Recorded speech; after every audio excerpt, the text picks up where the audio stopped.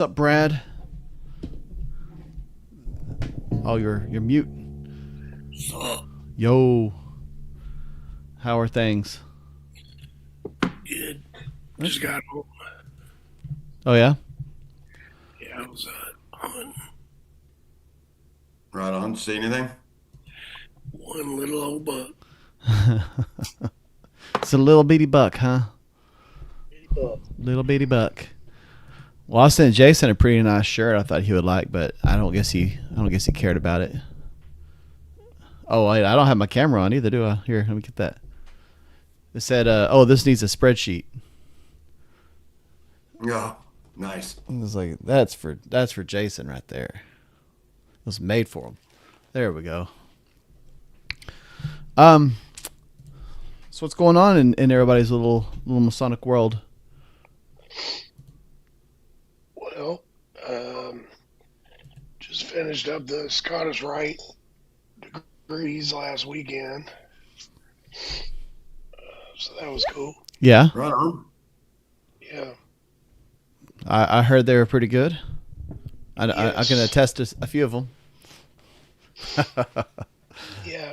That's exciting. You left your apple on the podium over there. Oh, It like sat there for like two more degrees. but was it an apple? It looked like one. Maybe it was death. Maybe. What's up? Yeah. What's up, Double D? Hello, friends and brothers. Hey. What's up, Dennis? What you got on that? What do you got on your shirt there? Oh, I gotta This shut is my our door. Phoenix Academy. Nice. Let me shut my door real quick.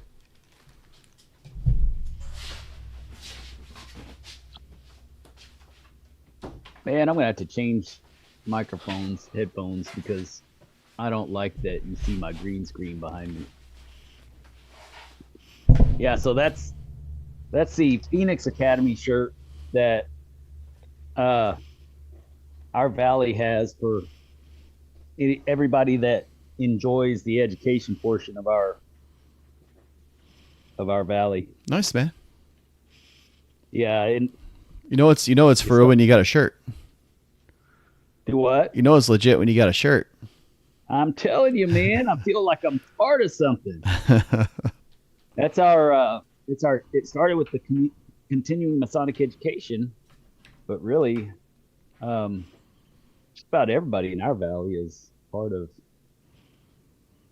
of education in some way, shape, or form.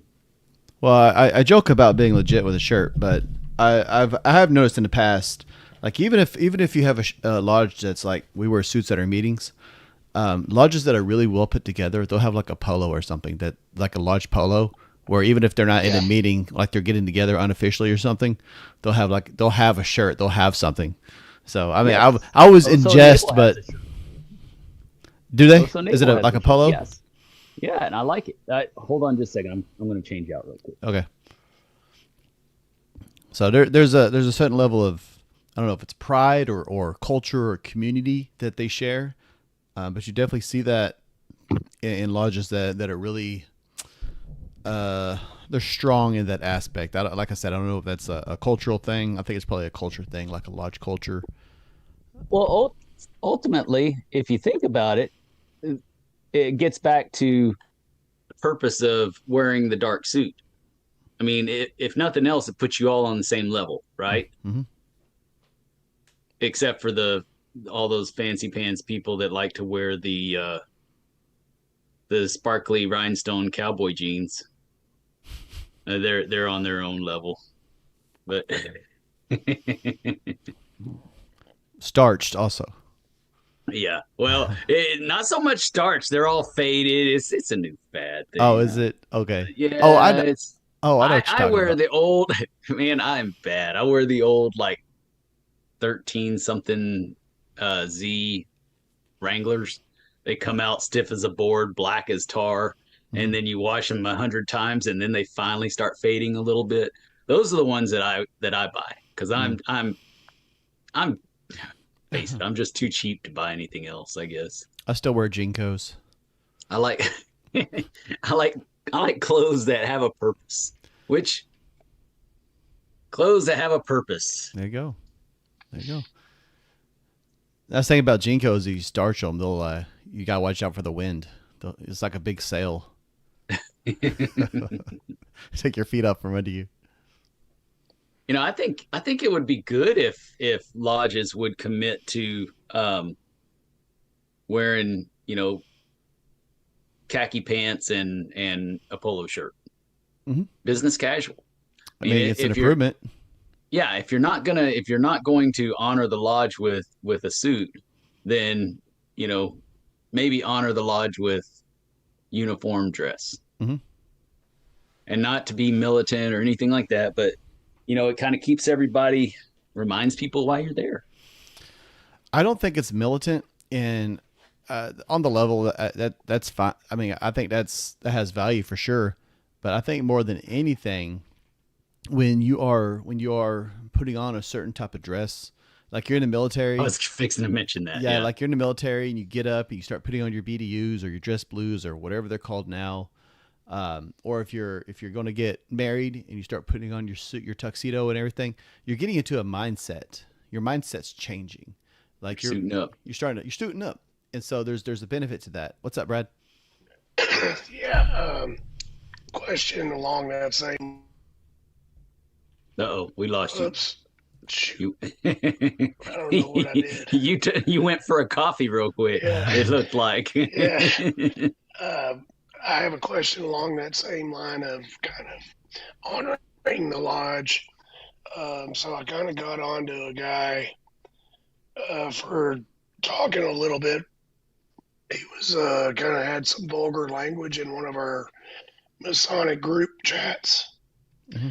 And I was like, come on, man. I was like, This is not the right, it's a little inappropriate. Mm-hmm.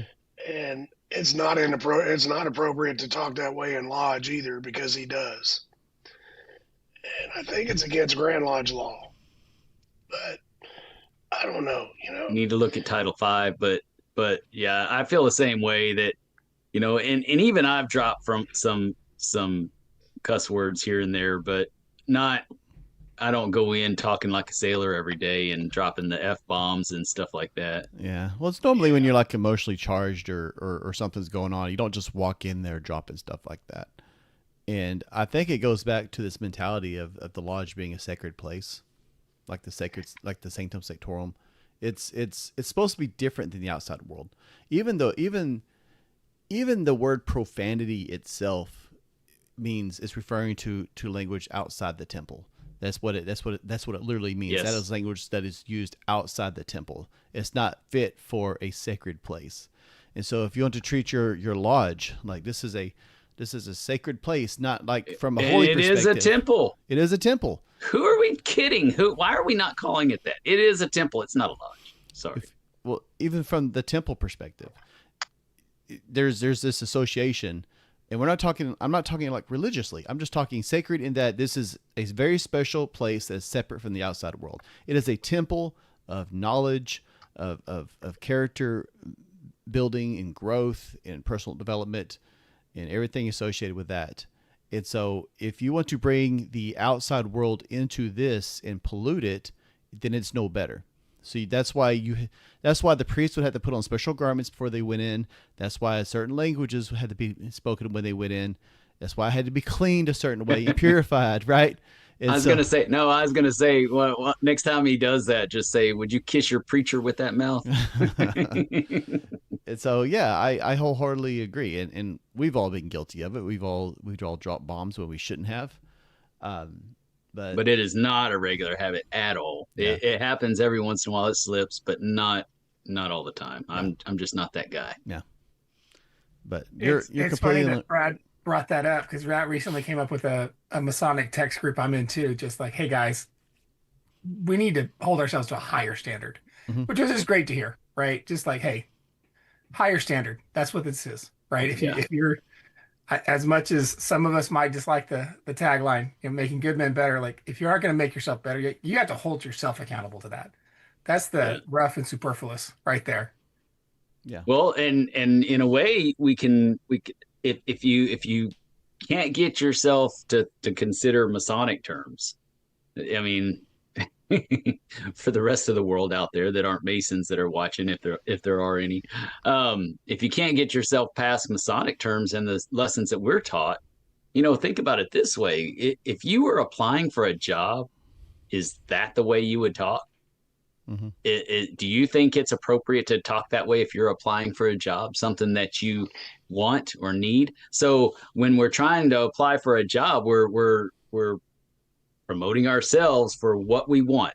We want to be in a better position. So as Masons, we are trying to become better people, better humans in general. So if we want to be better, are we going to keep that as part of our mindset of focus? Is that, hey, that's part of it. That's part of the gig. If I want to be better, it starts with what comes out of my mouth. Oh my gosh. I should have learned that a long time ago. I was thinking, here it is coming from Dennis Gates. that was an epiphany right there. You heard it right here, guys. That's it. I'm gone. It was a good show. It was good while it lasted. That's right. Keep it between the points. Yeah. But yeah, that's really spot on. You're right. But I think the idea of a uniform shirt, it also helps in reminding you, even while you're there, that you are a part of something bigger than yourself. Mm-hmm. That it's not just about you and how you feel about things. It's about how the collective becomes better because you're there. Yeah, you're right. I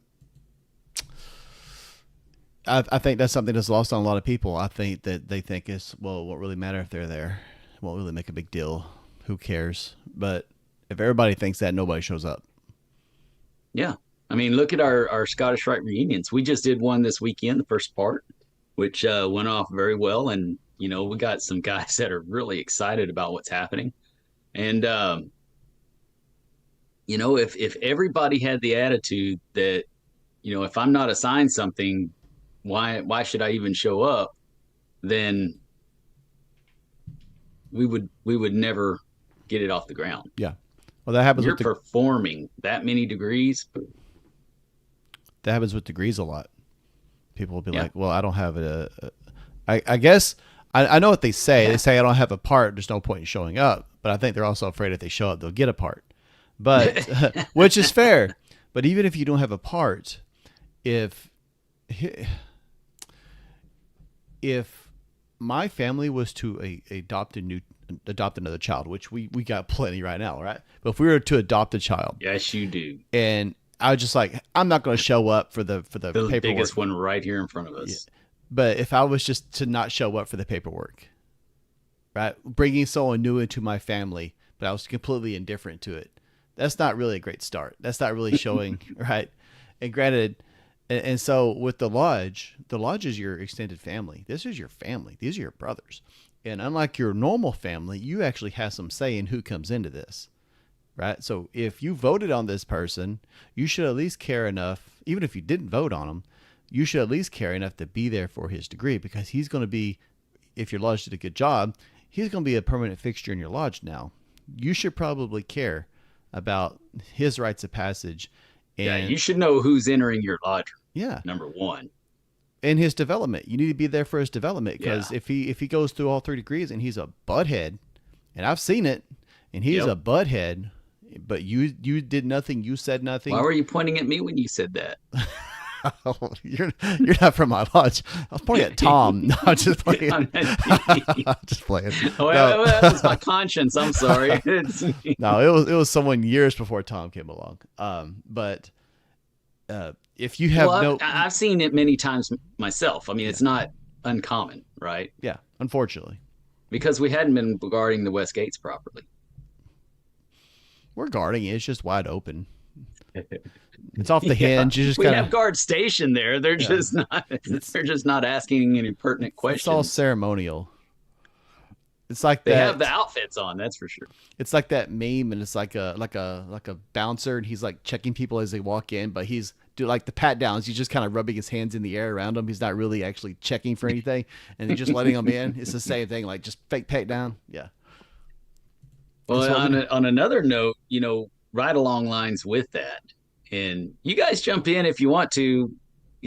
Justin and I don't have to be the only ones talking. I know we just talk a lot though, but on the same note, our word is the only thing in life we have to give, right?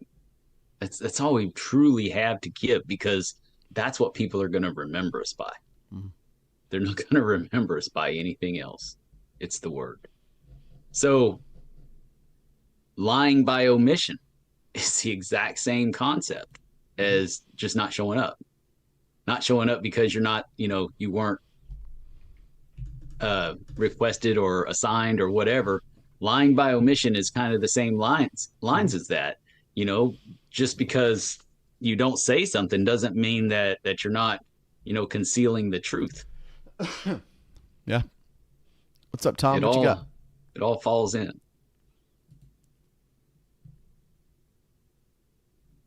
I think you're muted. He didn't really want to talk. Sorry about that. I try not to get background noises to show up. But anyway, I had a question pertaining to the Westgate, because evidently I missed my home lodges meeting, and I went to go listen to another meeting that they had, Brother Billy Hamilton was speaking. Mm-hmm. So I wanted to listen to that, and I got volunteered once again. Like whenever I do miss a meeting, I get volunteered for all kinds of stuff, and I got nominated to be a chair of a new investigation committee. And my question is, you're not the only person that didn't show up that ended up on that one, because I was hearing about it, but go ahead. Yeah, but how do you do with the investigation if you potentially have a legacy person that's coming into that lodge? Oh, you check them out even closer, because the thing is, they're a lot of times, well, seriously, because a lot of times if they're riding their daddy's coattail coming in, then they probably rid their daddy's coattail on several other things in life as well. So what kind of a person is he really? Has he been showing up? I only remember meeting him one time. I see him every once in a while, if it's that high school kid. Yeah, he had just turned 18, which is usually a red flag for me, because at 18 I really wasn't ready for this. Well, no, and then they'll leave and go to college, and like, what do they? Well, that was the thing. When I met him, it was mentioned to me he wanted to go in the Marine Corps, and I'm like thinking, if he's still in high school, he just turned 18. He's probably been talking to a recruiter, and he's not really doing anything for the lodge, which I don't really, at this point, after doing a couple investigations, I really don't want anybody that's not doing anything to help the lodge. Yeah. I just don't need a dues payer. I see, like Jason, you see I have some thoughts. I just want to say one thing. If someone in their 30s or 40s was to come and say, I want to petition the lodge, but I'm about to move away for 5 years, but I want to go ahead and start. I'm just going to move out of state for 5 years for my job or something, but I want to go ahead and start. Most lodges would probably say, well, maybe do it there or wait till you come back if you really want to do it here. But for some reason, when someone's going into the military, which I was in the military, so I can say this, it's a job, man. It's a job. Yeah. Everyone's like, thank you for your service. Dude, I got paid. My meals are covered. I had no bills. It was a job, dude. And I mean, sure, you get risk getting shot at, but so do police, right? It just comes with the job. It's just part of it. And then same thing with college. Like, you're going to go to college. Well, go to college. You focus on that. If you're going to college, you don't need to be focused on Freemasonry. They're both very rigorous mentally. Go to your college and then come back. That's my thoughts. Yeah, Sorry. yeah. That was my point. I had mentioned it to somebody in the lodge, and they're like, "Oh, that's all right, because they can always take a pause while they're in boot camp." And I'm like thinking, well, that pause in most military specialties, your time is pretty much tied up for about the first year and a half before you even get to your first duty station, because you're going to schooling and all this other stuff. I was like, you're really not going to have the time for it. And really, or are we going to rush some guy through so he can get raised before he gets active? I was like, and it's and my thing is, I'm a fairly new Mason at that lodge, so it's kind of okay.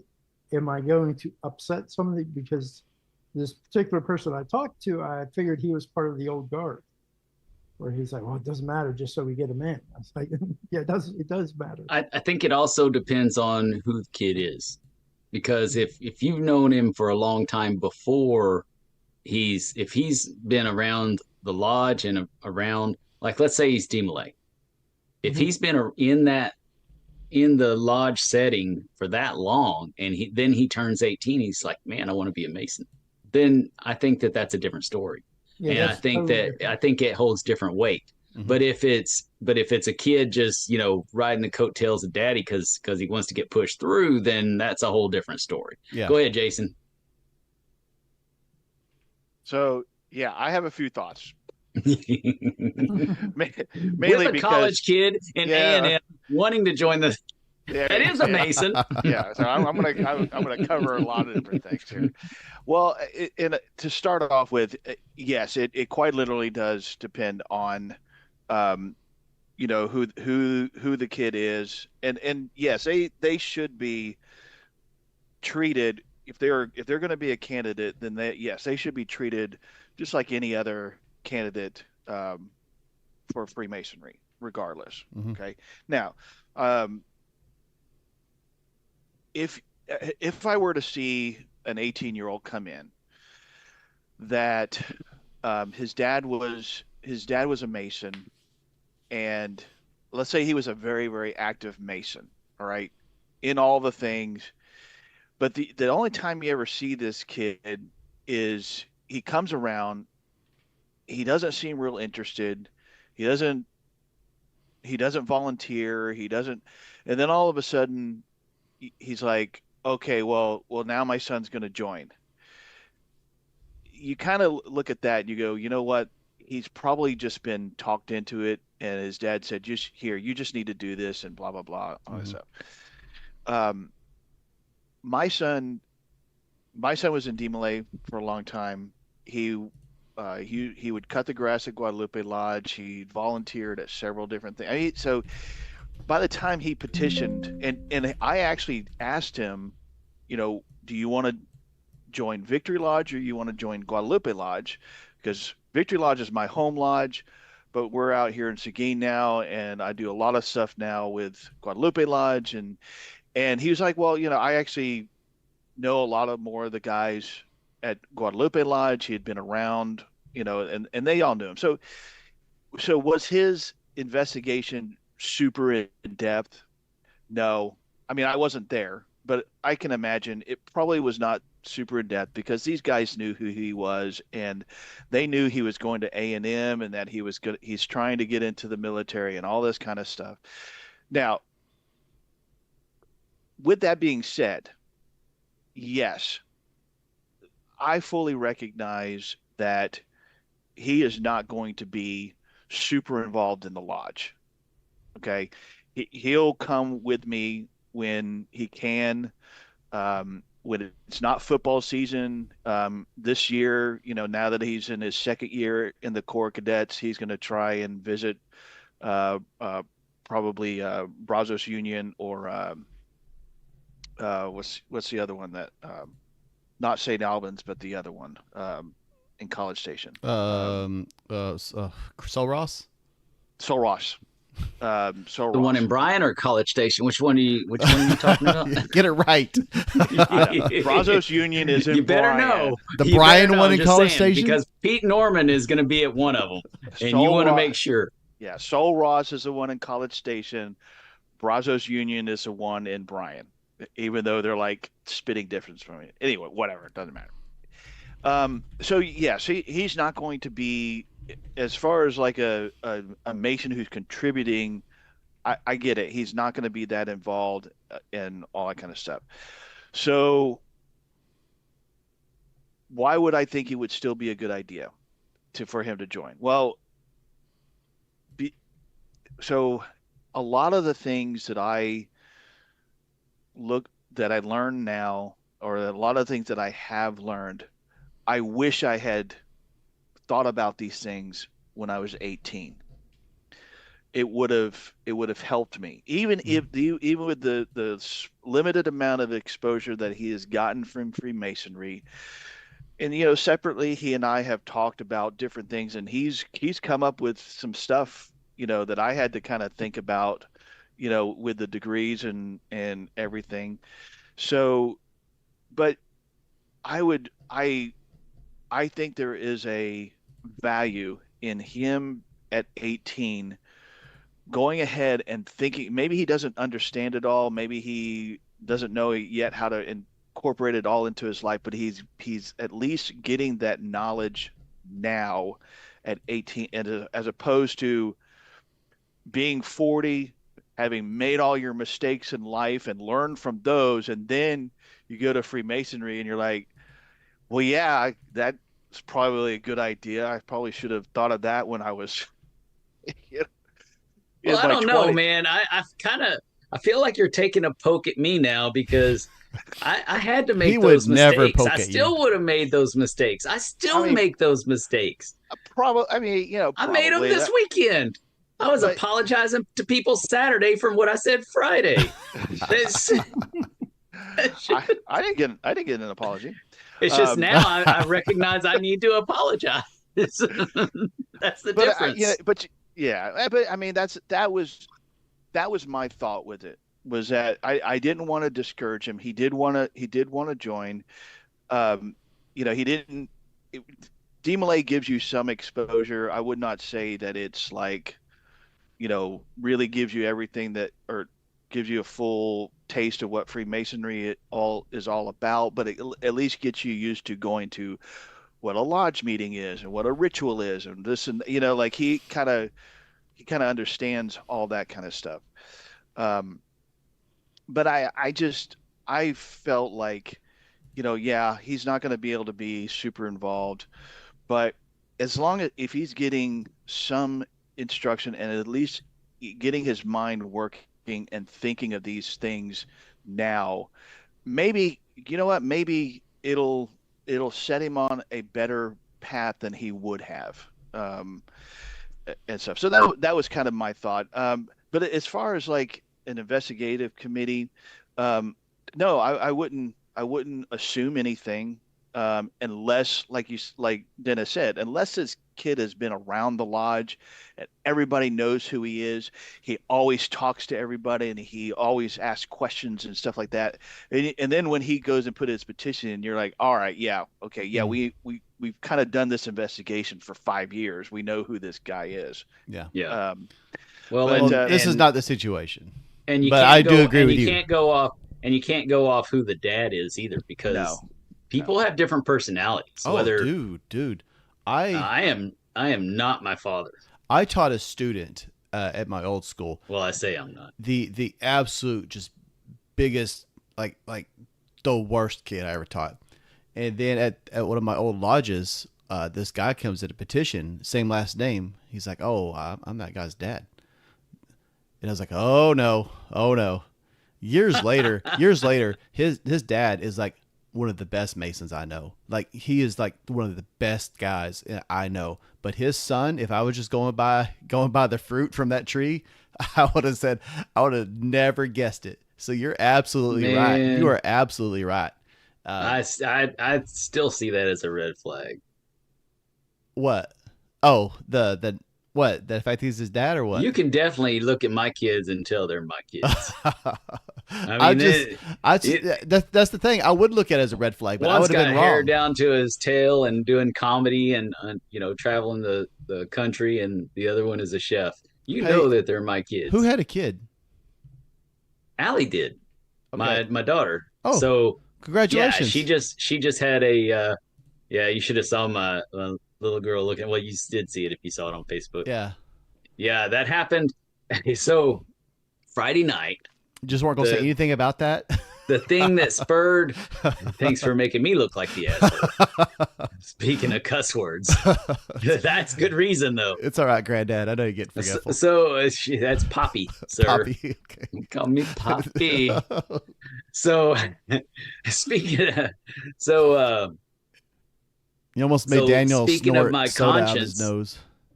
So speaking of my conscience kicking in, that was part of it because midnight on Friday, right? We finished the reunion. I'm back at the hotel trying to fall asleep. I had 2 Dr. Peppers, so I was already having a hard time sleeping. And then midnight, my wife calls and says, I'm going to Houston. I said, what? She said, Allie's fully dilated. And she's panicking because she wanted to be there. And of course, she wasn't there because it's 2 hours to Houston. Was it early? Early. The baby. 12 a.m.? No, like was it before expected, before the due date? It was expected tomorrow. Oh, okay. Got you. So it was right on time. Oh, okay. So anyways, she calls at that point, and so now I'm tossing and turning for the next couple of hours. And then at 3 a.m., my conscience starts developing, and I'm thinking about all the people that I wronged the night before. And I'm like, oh, man, I said that wrong. I said this wrong. So I went Saturday. I was looking for everybody to apologize to. But yes. I didn't get you text either, Jason. I am a Poppy. Poppy. What you got, Tom? Well, what I was alluding to is my understanding, because I'm still kind of new with the investigations, is that the lodge is basically entrusting you to do an unbiased investigation. Mm-hmm. Correct. So a thorough and unbiased investigation, regardless of who and whether we judge it favorably or not. I'm not trying to let anything cloud my judgment, being that it's a legacy or there's a couple generations in that lodge that are connected to this kid. So, and I know on my other investigations, because I was brand new at it, I was kind of tossing out softball questions. I wasn't really doing the open-ended questions, so you get to really know the person. Like I said, we have a couple brothers that we brought in this year that, I mean, they're good at doing the minimum. There's none that are really good thing none of them watch this show. Oh, it's obvious none of them watch this show. Yeah. Well, and to your point, like this one individual, he showed up like every 2 or 3 months. He'll show up and hang out with his dad and not talk to anybody. And so the fact that he's already getting a petition is really kind of annoying to me, because if he was going to be petitioning, you don't just show up and hang out with dad while he does the work, right? You go around and you talk to people. I don't know this kid. I don't know his name. I don't know why he wants to join or anything about him. Well, no, I was totally shocked that there was even an investigation going on. I was like, what? Yeah. We've never, because usually when we're about to bring a petition up to be voted on, usually it's a meeting or two, everybody knows about it. Well, we had also been expecting people to be coming and talking and being intentional about, like, if he knew he was going to be petitioning soon, he needed to be coming for several months regularly. And maybe he has. I mean, I admit I haven't been to every meeting recently, but talking and getting to know everybody. Well, my problem, and my wife has noticed that, because she'll come to the dinners and she's like, well, I don't even get to talk to you at a dinner because you're always off talking to somebody. I'm like, well, I really can't help it. When you get together once a month, which a lot of people at that lodge, that's the only time they get together. You're trying to cram everything into an hour before the meeting. So, and I know when I was petitioning, I pretty much talked to every brother in the lodge at the dinners. Mm-hmm. So, that's what you're supposed to do. I usually wait until the very end. I always ask. So, in fact, they kind of send them to me at the very end. So I usually wait and I watch somebody for a while they're talking to everybody, and then I wait until the very end to talk to them. And I make sure and I hit the bases that nobody else is hitting. And he does. There's two things that really throw red flags to me, and one is disinterestedness and overzealousness. Mm-hmm. One of the biggest overzealousness. There's two on the overzealousness as well. One is way, way too esoteric for their own good, coming right out of the gate, firing hot. Mm-hmm. You know, they got too many ideas and thoughts, and they have no idea what we're even about yet.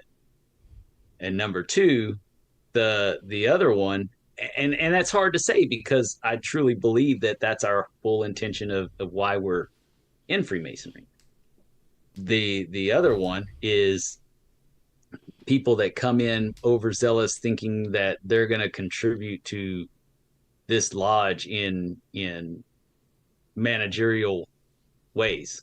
They already know better. Right. Yeah. Well, and I don't know. I mean, it's pretty easy to walk into most lodges and see where there's breakdowns, right? Mm-hmm. We kind of leave ourselves open to that. Yeah. But at the same time, and I may be taking it, you know, as a pride factor, and like, hey, nobody tells my lodge what to do except for me. Damn it, I'm the secretary. Well, we said it before. If you already know better, then why are you joining? Like if right, like yes, you come here to grow and surround yourself with other more knowledgeable men. If you think you're the most knowledgeable person, we have nothing to offer you. But in regards to like the esoteric thing you were talking about, I was thinking of like a gun club, right?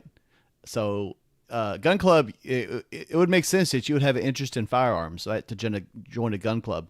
But if someone walks in with a pistol in each hand, yeehaw, you know, it's the same thing. Like if you show up day one and you're talking like tarot and esoteric stuff with a whole bunch of people that are like, well, what are you talking about? That's a red flag. You don't even know the basics yet, and you're already pushing all this into here. Yeah. Gun club 101, man. Keep it in holster. It's interesting that you say that, and I'll go right back to you, Daniel. But you saying, you know, yeehaw, yeah, you're thinking, is this guy just looking for the badge so that he can now say that he is, so that he can tell everybody why all of his craziness is validated? Yeah, you can trust me. I'm a Freemason. Is that what he's doing? Yeah, you can trust me. I'm a Mason. Not to brag, but I'm an entered apprentice. Exactly. Go ahead, Daniel. I was gonna say, was it Pete Norman who has a huge library who probably knows more about Freemasonry beginning prior to Freemasonry? But I don't think he walked in his lodge and was like, by the way, I have a library that's hundreds of books. I don't know. Knowing Pete as well as I know Pete, he probably did. Maybe he did, but you know, I want to say this is the opportunity. I think we've talked about this a lot on this. You know, you guys talk about it a lot in this forum. Do we take the time to really get to know people? I'll reference back to my investigation and what happened for me. It was the first night I showed up at lodge, and they're like, "Oh, sign this petition, sign this petition." They didn't know who I was. Mm-hmm. I mean, I'm grateful. But yes, they didn't know we who got I lucky. was. Yeah. It could have gone either way. Yeah, and I mean, but I had a good friend and neighbor who vouched for me, who said I know him, but I've also seen that same person bring in 3 other people who did not progress past EA. So he's bad about 25% success. Yeah. Yeah, and so it's like, I like those odds. Yeah. Well, and I mean, it's just not great. And you look at it and you go, And so my question now is like, not why shouldn't this person become a Freemason? It's what's going to make them a great Freemason. Does that make sense? So like I look at it from that point of view, like what are they going to bring that we don't have, or what is their unique piece that they want to bring in and have for us? Is there something that's glaring, right? Like, I mean, I like the gun club example, right? Because being in Texas, we love our guns. Mm-hmm. Yeah. There's a guy I remember went to a range day, and he had like double holsters, like double over the shoulder. I'm like, dude, like show some restraint. Like I'm excited too to be here, but like show some restraint. Was it the bandolero thing that goes around with the bullets and everything? Man. No, it was like the old police, over the shoulder. Dressed like the Three Amigos. Like all of that, man. Dirty Harry all the way. Man. Yep. Hell yeah.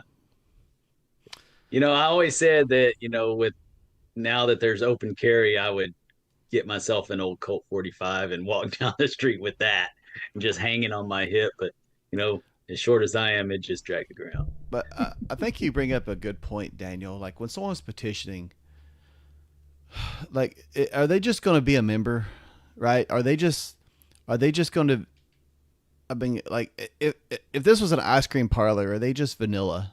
You know what I mean? Like, there's nothing that really stands out about them. They check all the boxes, but they don't really have any like big interest, and they're not terribly interesting. They're just there, and we don't really need that. We need exceptional men with exceptional interest that are willing to do great things and to grow.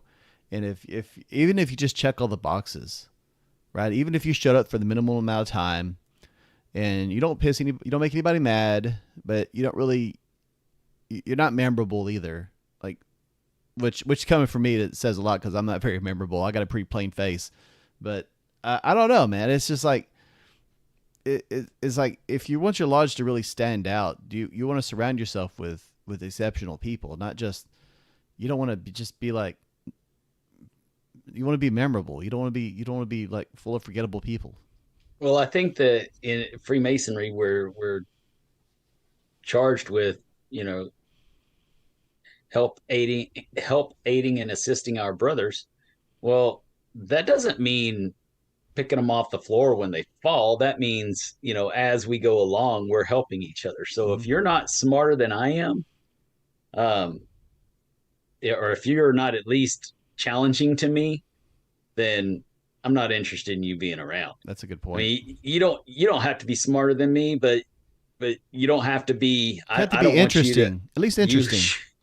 You don't have to be 007, but you the man of mystery. But you do need to be a man, freeborn sound. Oh,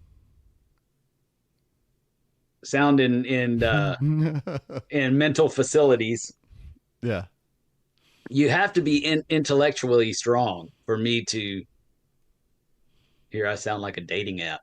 You have to be intellectually strong for me to be able to gravitate to you to hold a conversation. Yeah. And that's what I think Freemasonry is. And I think that's what we need. We don't need members. We need people that are going to challenge us to be better versions of ourselves. Everyone always talks about the Da Vinci Code. No, not the Da Vinci Code. What was the one with that was kind of cool. It was cool, but there was another movie. A lot of people don't like him because it's what was the movie that came out with the Declaration of Independence where they went and got that, like they stole it? Oh yeah. Huh? What National was it? Treasure. National I Treasure. saw both of them the other night when I was staying awake. Well, like everybody talks about National Treasure, like, oh, that's the great. And granted, I saw it around the time I joined, but really what I saw, and it wasn't explicitly Masonic, but there was Masonic imagery in it. It came out around the same time. League of Extraordinary Gentlemen. Oh yeah. And that's what we should be trying to assemble. We need to be assembling a League of Extraordinary Gentlemen in our community, in our lodge. And so, like, if you're not an extraordinary gentleman, if you're just the invisible man, right? Like, there's like everybody brought something to the table. Everybody had something unique that they brought to the table. And that's what we need. Like, what if you want to join our lodge, what is unique about you that you are bringing to our lodge that's going to level us up and make us a better organization?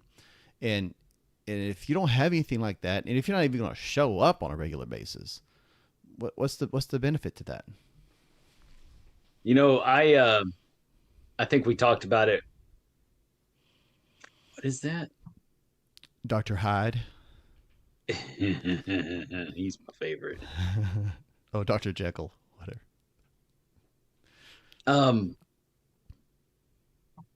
One of the things, oh golly, I just lost never mind. Okay. Damn it, Jason. So as long as I cussed, I'm sorry. I think one thing to think That's about a badge to wear, Jason. It's everyone should be able to have something that they're bringing that's unique and individual to them, Mm-hmm. right? And hey, this is what I do really well. This is what I'm really excited about. And I think part of this too is also recognizing, again, this is a point that's been driven home on the Masonic Improvement podcast a lot, is this the best lodge for you, Mm-hmm. right? On top of that. But even zooming out one level beyond that, like, first, are they a good fit for Masonry, right? That's the first filter they have to pass through. Mm-hmm. And then it's like, are they a good fit for this lodge? Is this somebody I want, and you have to go through all that math, right? Of like, is this somebody that I want to call brother? Is this somebody, all of these things, would I trust them to go to my house with my wife and kids there alone? And I want them to hang out with them while I'm doing something else for somebody else, right? All of these things filter through. And then it's like, well, do I want to sit here and have dinner with this person monthly, hopefully more because they're actually showing up more because they're showing up to floor school, they're showing up to all these other things. Mm-hmm. Do I really want to be around this person all that much? And to me, it becomes the question of what are we attracting, right? Because if it's the crazy person who pulls out the 75 pages of typewriter typed, here's my manifesto on esoteric information. The Jerry Maguire letter, yes. If it's pretty screwy, you might go, But they got Albert Pike tattooed on their back.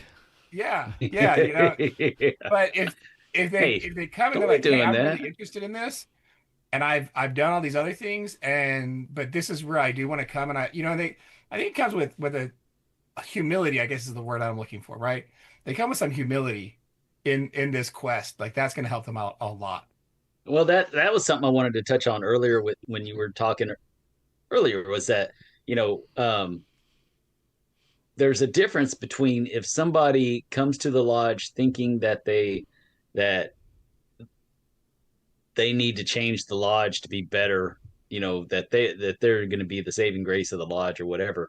And if you're asking clarifying questions and you realize, oh, well, this guy has something to offer us, that's the difference, to where, if the guy is humble enough that he's coming in, that he cares about the lodge and just wants to learn, that's a lot better than coming in and thinking that he's going to have these stage 4, theosophical discussions with me before I even know who he is as a person. I'm not interested in doing that. I'm not going to tell you who I am without trusting you first. You don't get to have space in my head without me trusting you first. Exactly. Well, I think we beat that. Damn, we sure damn did. I had one other thing I wanted to add. It's on topic, and it's personal, I guess, but it's still relevant. I got a phone call, so we can discuss this. I got a phone call from a secretary of one of my lodges, and he's like, "Hey, you're on the Golden Trial Committee." It's like, I did not know that, but okay. And the current worshipful master wants to award a Golden Trial this year. I can't think of anybody. Well, what about such and such? Well, I'll be a jerk. What has such and such done other than being a past master, right? And so...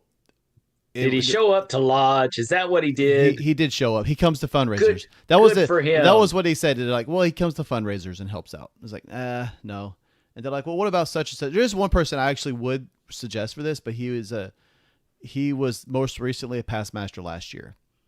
And the argument was, well, he was past master. He was 3 years ago first. So technically he's already been a past master for several years. No, there's no, and where I'm going with this is this is just about the Golden Trial, but it applies to so many other things. And it actually applies to what we were talking about earlier too. When everybody has something, it loses value. It loses significance. The first time I visited St. Albans Lodge years ago, at that meeting, they voted to award the Golden Trowel to their first recipient in 20 years. Yeah. That meant something. That was a huge deal. But if you give one every year, it's just like being a past master. When you're sitting in a lodge, and I don't know why they even do it in some of these lodges, but they're like, let's introduce all the past masters. And literally 95% of the people stand up, and we all know each other. What is the significance of being a past master or even a worshipful master when everybody has done it? And that's another reason I'm always talking about slowing down the process, because when I joined and I met the worshipful master, I was like, oh crap, whoa, hello sir, how are you? Please don't smite me, right? And because I had put him up on this pedestal, and we have this mentality that everybody deserves a chance. It's just like what we're talking about with petitioners. Everybody deserves a chance. They check all the boxes. Well, before you know it, the significance is lost. When you have 10 active members and 300 EAs and fellow crafts and master masons that just never show up, it's diluted. When everybody's a past master, it's diluted. When everybody has a golden trowel, it doesn't mean anything. It just means you stuck around long enough. Yeah, that's one of the things I number one, I wouldn't accept it if it was offered, but Goliad hasn't offered me one because I hadn't been around as much as a past master you would think a past master would be. But it goes back to that challenging conversation we had just a little bit ago. But you know, I don't know that at this point it would hold much merit to me anyways, because they give one out every year. I mean, what's the beauty in that? Oh, this year it's John's turn. Yeah. I don't even know how some lodges would do one every year. Yeah, it's just crazy. Yeah. And Goliad's a pretty strong lodge, but it's just not. It's still it lessens the value. Well, I mean, the whole point of putting in the rule that you could not receive it until you were, if you were past master for 3 years, I think. Yeah, I think that's a rule. Yes. I mean, because the idea was because it could have very easily, had they not put that rule in, been simply a chair degree. In other words, you become Junior worship past master, yes, and then at the end of your year, you get the golden trowel. And I mean, there are things out there like that, but I think they specifically wanted to make sure that this did not become, it did not become a participation trophy. Often we do things just to do things because we think direction. What was it's like the parable. Growth is good, but growth without direction is just cancer, right? Probably a bad analogy but you see what I'm saying. And it's the same thing. Doing things, activity is good, but just doing it just to do it is to quote a past guest, it's just mental masturbation. You're just doing it just to say you did it. You're just doing it. And so when I voted for him. Will again too, but that's well, you said it. I ain't politicking. But it's just you're just spinning your wheels just to do it. It's like the scholarships. You give a scholarship every year, and you do it because you think you have to be seen in the community, and you hope that by doing a scholarship you'll get a petition. That is a huge cost for very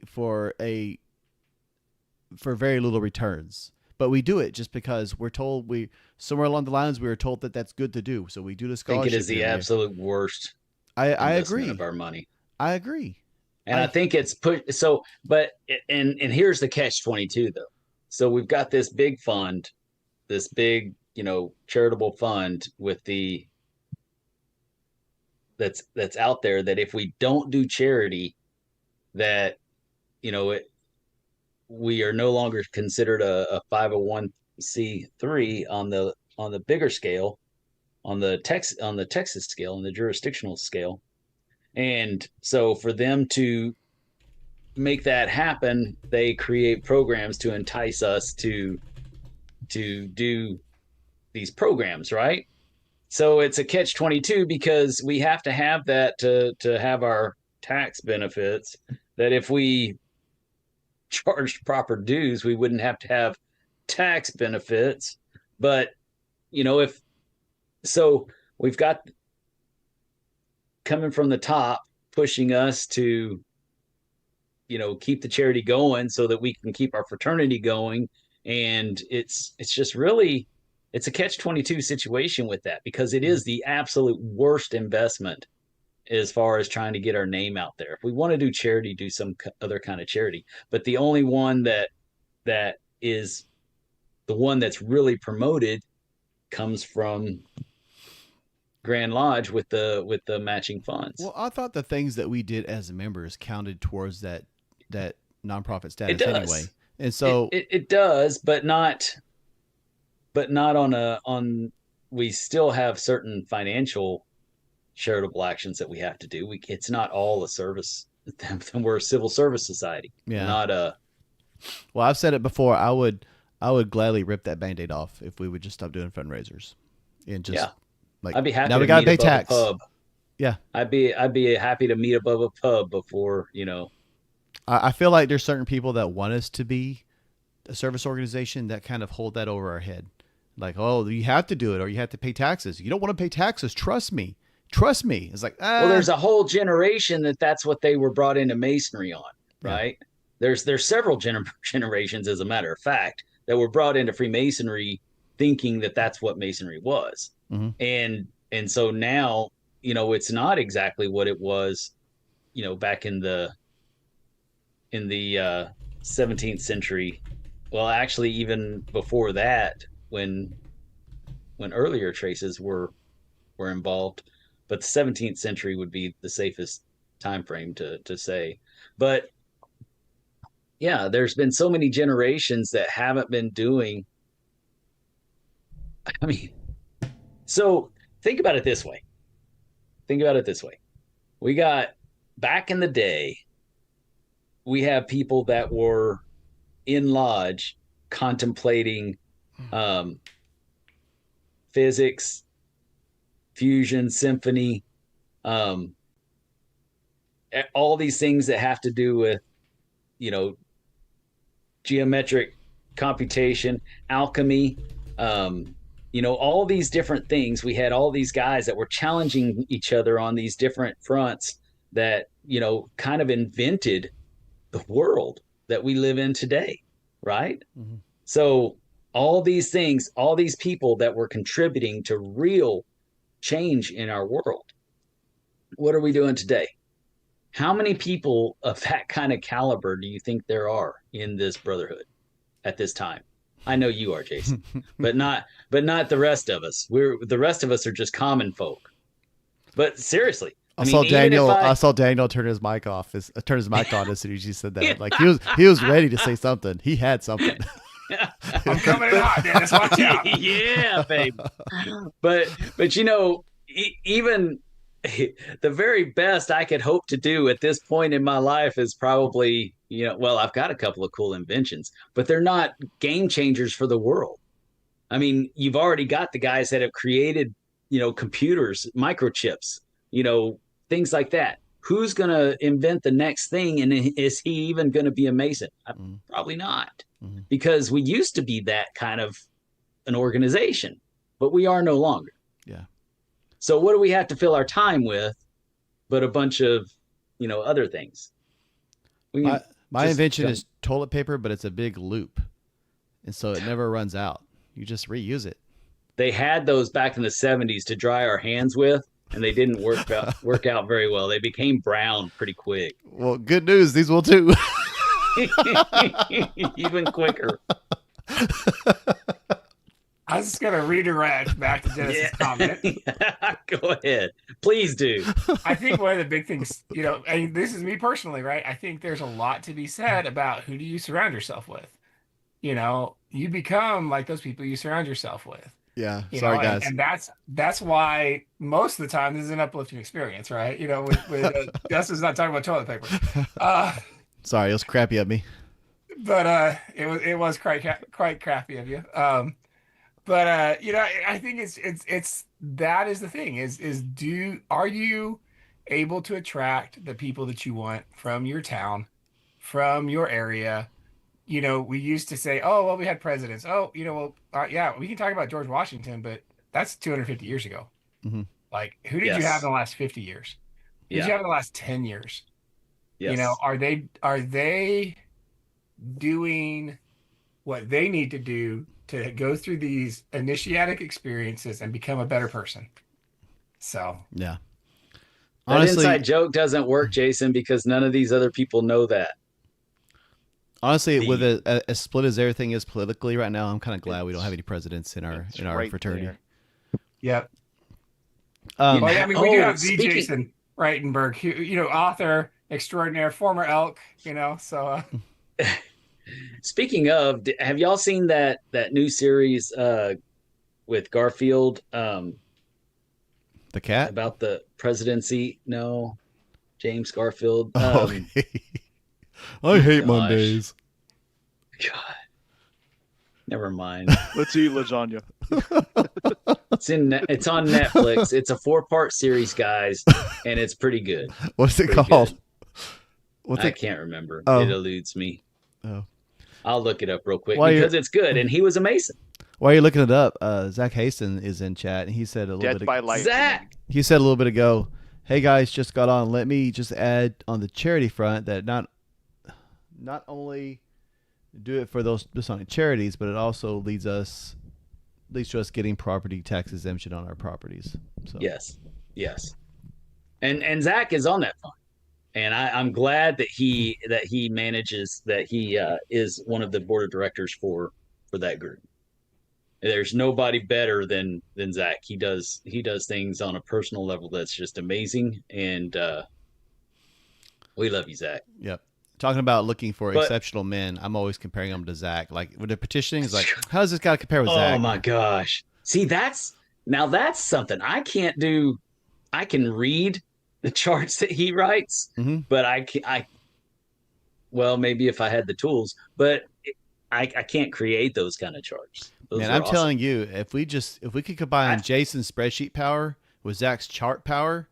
Well, that's where charts always they came from originally was Excel, because it's data, it's raw data that's formulated into charts. It originally started in Excel back in the 90s when Excel first came out. Yeah, one of those other cool things but we I can tell you we do have that fund, and I'm glad that Zach's one of the board of directors. Yeah. I only made 2 charts in my life, so I'm not very good at them. I made a bar chart of my favorite pies and a pie chart of my favorite bars. That was it. Both noble. How long have you been holding on to that one, Justin? Yeah. How long? How many months? Yeah. I'm ashamed to tell you. That one's years. Years. That one was years in the making. No, I've heard him say it before.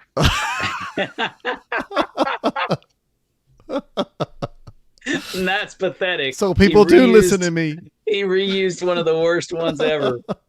Golly. Clearly, no, I've got one even worse. Clearly, it was memorable. What do you got that's worse? I need someone to save me. I'd rather have a bottle in front of me than a frontal lobotomy. That's a good one. I like that. It's like better to be seen than to be viewed. Amen to that. Well, that one we always say. Yeah. What else we got tonight, y'all? You all? So actually, I have something that's go ahead. Raising my hand to indicate a complete change of subject. Go for it. I was talking, I forget who it was with.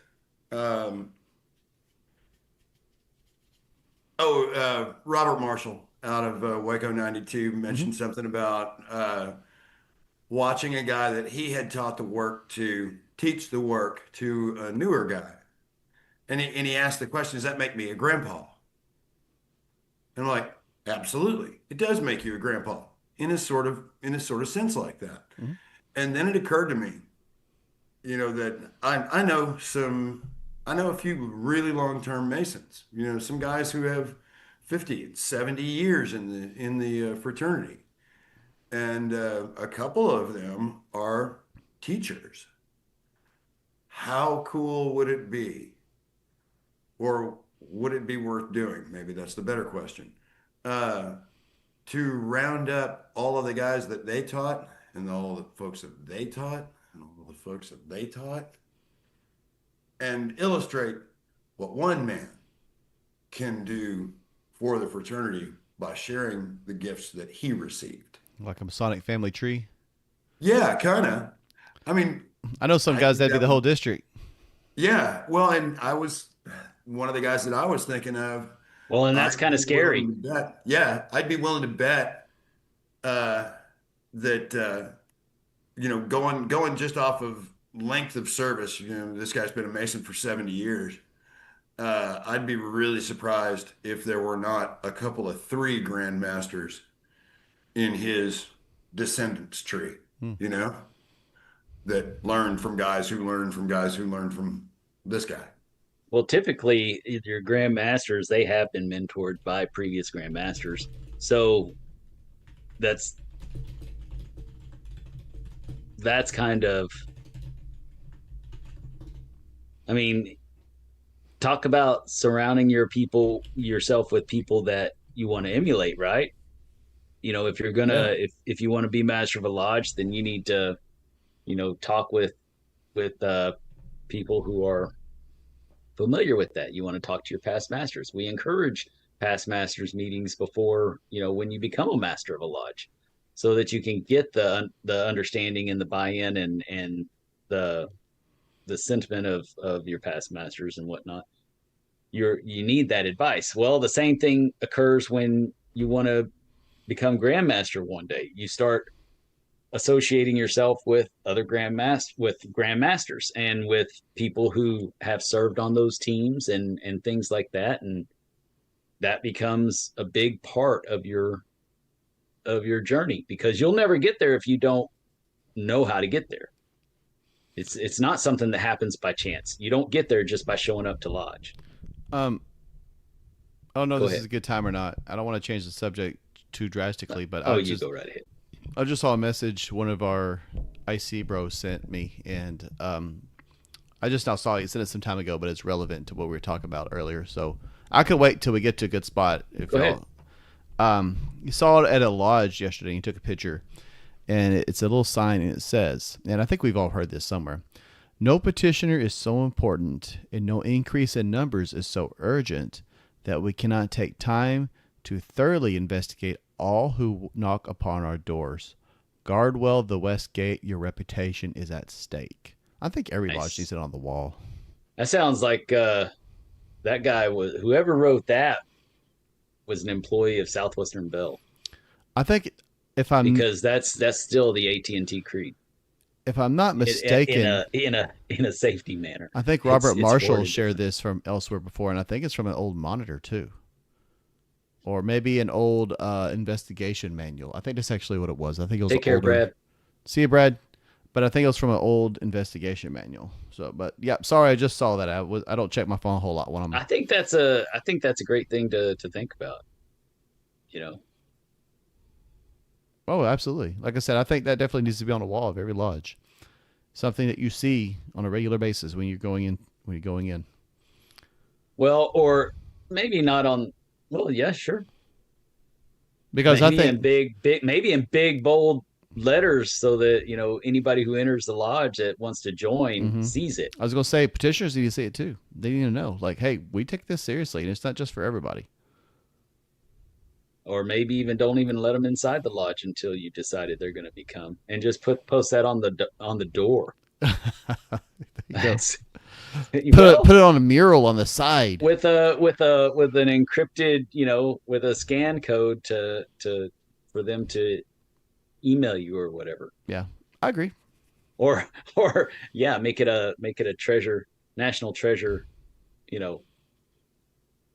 hunt. Yeah. Start it by clicking this scan this code, and then if you do this, then you'll get the email address. Start your journey here and do make it almost like a geocache. Go here at 3:00 and look under this paver. It just kind of goes. Turn the glasses. Turn the glasses.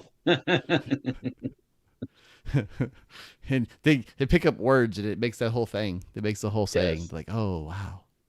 That would be terrible if you went through all of the stuff and every one of them you got a word, and then it tells you, and then you have a cipher on what order they go in, and then it's it's just like that. What was that? You'll shoot your eye out. So he does the cipher, and it says buy more, whatever it was, the food that he was. Be sure to drink your Ovaltine. Yes, be sure to drink your Ovaltine. So you go through the whole thing, and then at the end you see this phrase, no person is too, no, whatever the saying is. It sounds like one of those pranks on The Office, like with Dwight and. Yeah. Yeah, and you got to definitely put a goat farm in there. They got to visit a goat Yeah, farm on the way. they think they're looking for the holy If you're grail. doing that, then you got to definitely put them through every aspect of every folklore tale of Freemasonry to get to you, and then So that's what you do. You make it where petitions are available for anybody, but they have to follow the see 'em scavenger double. hunt. They have to do a scavenger hunt to find the location. Yes. Anyways, we got off topic. Did we So though? let me change the subject a little bit. We had our reunion at the Scottish Rite this weekend, our first part of our reunion, and I tell you what, man, and it goes back to our attendance at the lodge and being a part of our lodge and being active in our lodge. The very first thing that we stress is our duty to each other and our duty to this world and our duty to ourselves to grow into better humans, right? And I think that sometimes we get lost in talking about where we could do better in lodge, and we harp on different things that we would do better, like not putting so much emphasis on the scholarships, but focus on maybe, helping widows or this or that, create different types of, we're critical on the lodges a lot of times. What are some of the most important duties that you feel like you bring to the table in Freemasonry? So let me rephrase this. This is why I can't come up with the good charts, because I don't always rephrase everything the way I want it to come out. What do you bring to the table that not everybody brings to the table that improves your lodge, and to where you feel like it's your duty and your honor to be there? Because if you weren't there, then the lodge would not be better for it. You're asking us? Yes. You go first. I didn't expect that. Nice. I'm innovative. I thought you said that was not desirable. If someone says that they have management skills or they're innovative. I didn't say innovative. I said management skills. Oh, okay. I'm innovative because, I'm constantly looking. You want me to name off exactly what I do that not everybody does? Yeah, go for it. Give me time to think about what I do. Okay. Well, golly, then it's bragging on myself, and then it's kind of self-defeating. Okay. And now I'm not going to say that this is just me, because I know a lot of brothers that do this. Okay. I travel whatever it takes to show up when I'm needed. And I know when I'm needed. Mm-hmm. I'm not pretending that if I don't hear something, then I'm not needed. I know that I'm needed. I travel wherever it takes, even if I have to rent hotels to do it.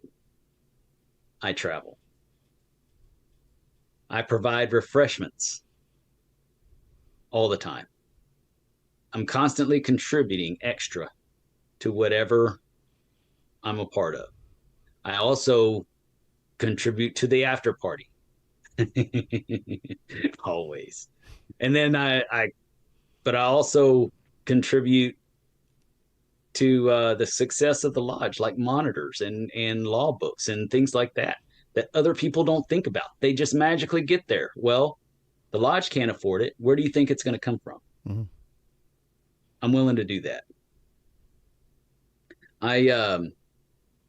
I'm constantly looking at new ways to improve or build upon the foundation of what my predecessors have given me to work with. Like, take for instance uh, the AV job for sound audio video um, for the Scottish Rite. We're working on updating all of our stuff now as we speak, and it took Dallas 4 years to do this project. I've been working on it for several years now. A few of us have been working on it for several years now, and we're constantly working on it behind the scenes without having to be asked. Nobody asked us to do it. We realized that it needed to be done, and we started working on it. And so, to me, that's charitable and innovative, because I'm finding needs and I'm coming up with ways to fill those needs. It's good.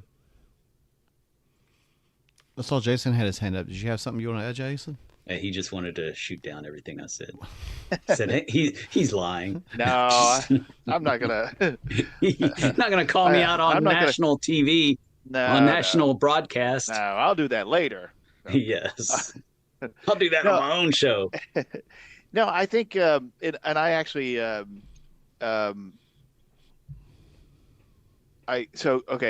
in the 18th degree, you actually are supposed to give yourself a knight name, and most of the time they have like a basic one that they give everybody. But I actually chose one for myself, and it was basically Knight of Constancy. Mine and is basically Morpheus, what it means Morpheus. Is, huh? Oh, Morpheus. I did sirloin. Sirloin, yeah. And I because I think probably that's because you're a dick. Wow. There you go. Please continue, Jason. He asked for it. What kind of steaks you eat, Dennis? I had extra chewy. I had a ribeye tonight, as a matter of fact. Sorry, Jason. Please continue. No, I gave myself that because I think one of the things that I pride myself on is that I'm not flaky.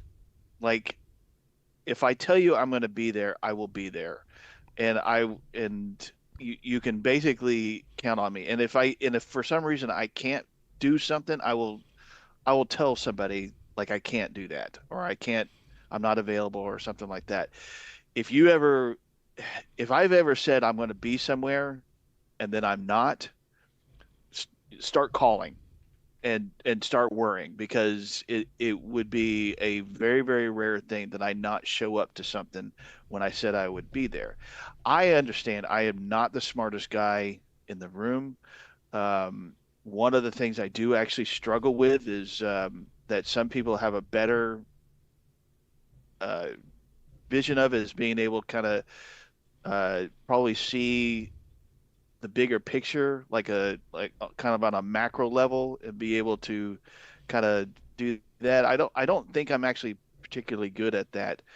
But the things that I do take on, I'll do them, and maybe they won't be the best, but I'll get the job done, so I think, to me, that's what I feel like I have brought, is that I'm going to show up.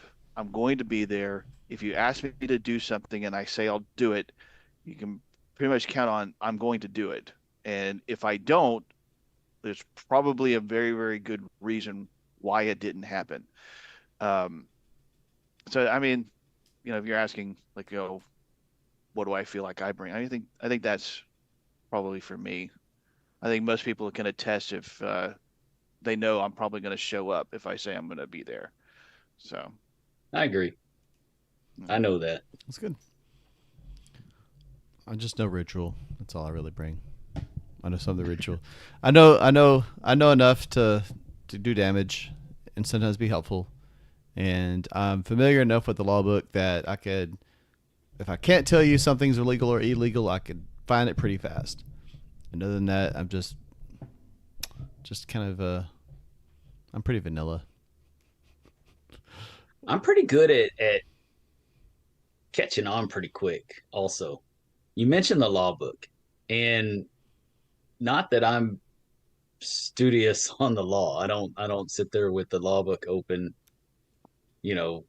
reading it all the time, thinking that if I read it page to cover, it's gonna make me remember it all. But I can tell you that, and you can probably attest to this. We've talked about different laws several times in the past that, you ask me something and I can usually give you the right answer. Yeah. And if you can't, you can I just find it. But I just absorb it, just like I hear it one time and I know. I don't forget it. I'm crazy like that. I'm kind of Rain Man like that. That if I hear it once, I may not be able to quote it out exactly or tell you what the page number or this or that, but I can tell you the intent. Yeah, for sure. Yeah. Anyone else got something? If I had to say anything, I'd have to say I don't know, to be honest with you, if I'm much of a value-added proposition to my lodge. That can't be true because you add value to the inner circle. Well, so you maybe must add value to your lodge. It's more of a thing. I don't know particularly then how I become a value-added proposition to the lodge. I just know that I show up when I can, and I do whatever I can to be useful when I'm there. It's more than a lot of people do. Yeah. Daniel says, Justin, you bring a questioning nature about why are we doing that? It's usually people asking me, why are you doing that? Stop doing that. Why are you doing that? Stop doing that. Why are you doing that? Stop asking why. Why are you poking me back there? Whoa. Well, oh, hey, I didn't cuss. You need to go back to the beginning of the episode, Dennis. That's all I'm going to say. Oh, that's funny. What else we got? That was just too easy to pass up, man. Why are you doing that? Oh, I'm sorry. That is a good quality though, because I don't always. There are a lot of times that I should probably, instead of making statements like I do, that's one of my biggest faults is I just make statements, and a lot of people think that I'm just talking down to them instead of asking questions that will help them come to their own conclusion of what I wanted to tell them. Yeah.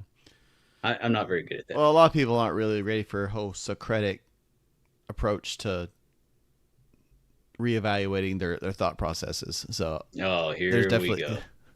Now we're all intelligent on Socrates. Well, why do you feel that way, Dennis? Scaffold the message. Yeah.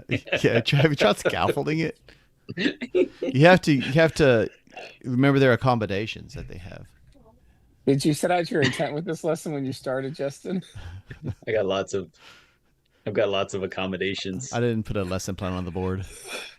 Yeah. Has this been customized and individualized to Dennis alone? Yeah. You know what? Really, I really just need to remember my why. It'll all work out. Anyway, enough teaching. You bring sarcasm. There you go. That is definitely you offer that too. Yeah, lots of sarcasm. Well, let's go into final thoughts then. It's by the time we get done with those, it'll be like 11 o'clock. Justin's always good about telling us it's late. It's past his bedtime. That he's really good at that. Someone's got to. We got to keep it on. Got to keep it on. Even if I don't have to wake up early, I know everyone else does. So I want to be respectful. Oh, I don't. So who wants to start with their final thoughts tonight? The only thing I've got is in case anybody is interested, I will be giving my 5th in the series of lectures on the labors of Hercules on Tuesday. So come out to Victory Lodge if you would like a mediocre presentation on the fifth labor of Hercules. But on the 24th, we have San Marcos council meeting, or no, I'm sorry, Seguin council meeting at Guadalupe Lodge, and the education presentation will be conducted by Dennis Yates. So, well, either way, I guess it'll still be a good time. Yeah. I'm going to come in with guns blazing. So anyway, we got some interesting things coming up in the next few weeks, including the second half of our Scottish Rite reunion. Yes, this weekend. This weekend, yeah. Well, also don't forget, which is pretty cool. You guys you're going to be doing the Scarlet Cord on December 6th. Yes. I've never done that. That's a whole series of degrees, isn't it? They're going to do the first two because they're doing the third one. The third one's being done at AMD Day this year. Yes. So isn't there one you have to go down? There's like one you have to go to DC for, isn't there? When you get to the fourth. Yeah, that's the fourth one. Got you. Fourth degree. Yeah. Cool. So anyway, got a lot of things coming up, and I will crash out on. I've got it scheduled. I'm crashing out on December 20th until the end of the year. Nice. You're good. That's all I have. That's all I have to say about that. Byron, Daniel, Tom, y'all got anything? I don't have a whole lot. The big thing that's on my mind right now is I can't wait for resolutions to come out. I want to see what we're going to be dealing with come January. It will be interesting. Check on that. Yeah, that should be. It should be coming out here pretty quick. I'm thinking in the next couple of weeks. Yep. If I remember right, their target date was November 15th. So we are. And I could be remembering that wrong, but they're usually on time. We'll see. Yeah. So that'll be neat. And thanks. It's been another fun one tonight. I'm sorry I wasn't as participatory as normal. I'm not feeling terrific, but things are getting better, and we'll see what happens in the future. Well, we're just glad to have you, bro. Absolutely. I'm always happy to be here. So it's always a good time hanging out with you guys. Same here. Yeah. Daniel, Tom. It's hard to follow Byron tonight. Please. Unworthy, right, worshipful. No, it's just good. I think there's a lot of humility on this call, but just appreciate it as always. Great Sunday night hangout. Glad to have you. Tomas, you got anything? No, I'm really appreciative to all these Zoom calls we do, because like the question I had about the investigation, and then I've got a great group of guys to get feedback from that aren't necessarily the old guard, which is always nice. But it's that's kind of the thing. When I first came into this, and Justin can attest, I had like 3,000 questions while I was going through. I had a question about everything, and that's why I'm kind of second guessing these investigations I've done. I was like, well, none of these guys are really asking any questions. It's kind of concerning me, because I would think that they would have more questions, but it is what it is.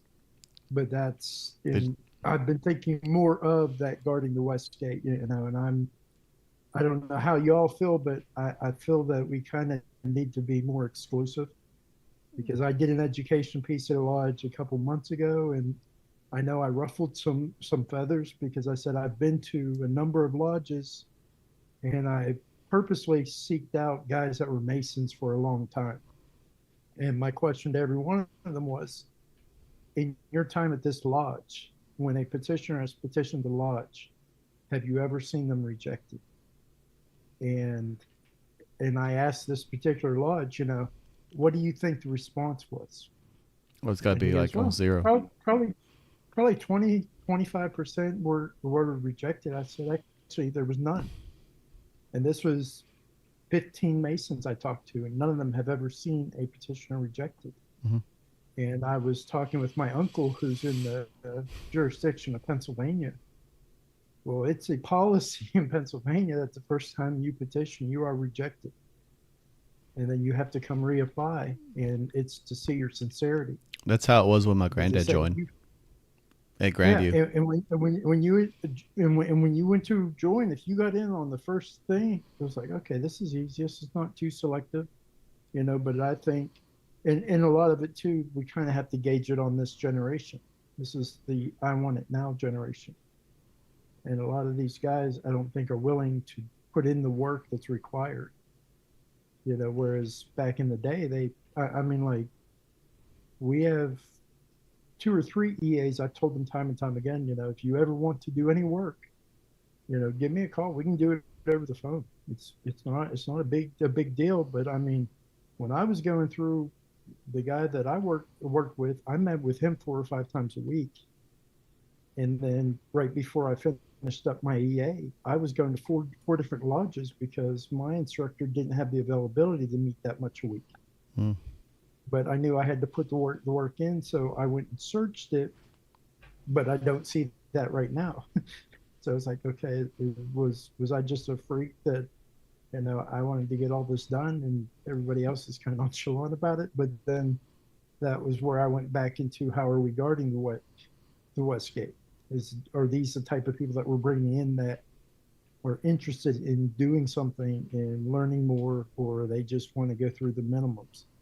And that's like with any job you take, that's the worst employee you have, is the one that just does the minimum.